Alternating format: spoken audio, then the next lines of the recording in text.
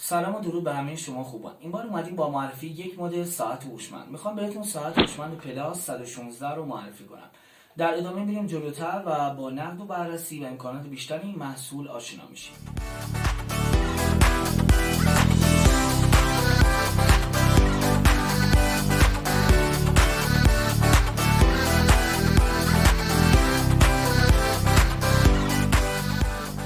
سلام مجدد اومدیم و میخوایم جعبه گشایی کنیم ساعت هوشمند پلاس 116 رو.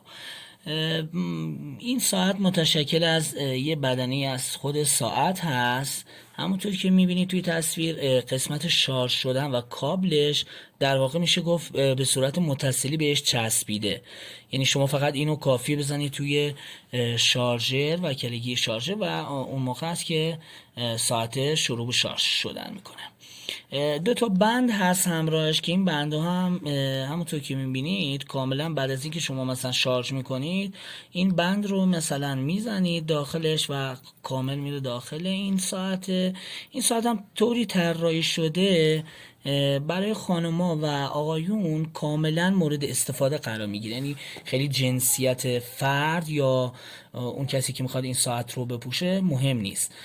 جنس این خود این بنده از یک پلاستیک هست.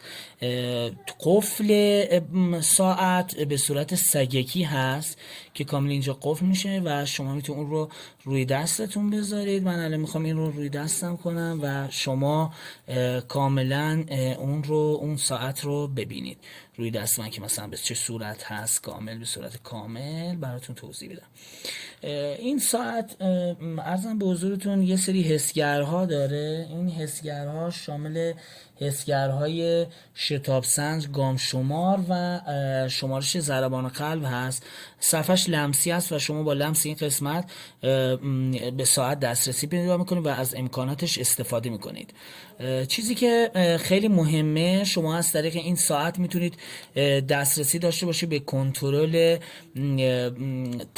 عرضم به حضورتون این که بخواید مثلا گوشتون رو بذارید یه جایی و از دور با فشار دادن یک کلیک شما تلفن موبایلتون از شما عکس بگیره.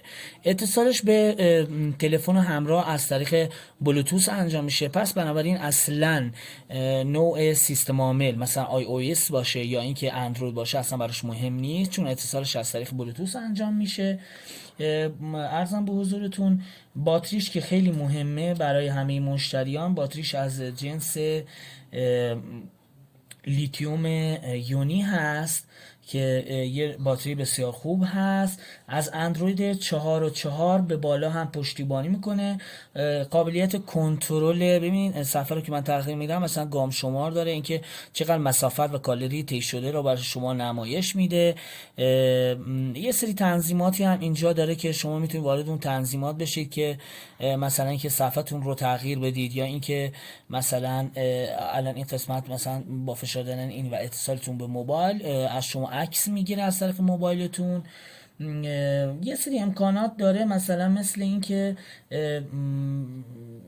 کنترل کنه پخش موسیقی رو عرضم به حضورتون و اینکه گام شمار محاسبه مسافت طی شده رو برای شما نمایش میده.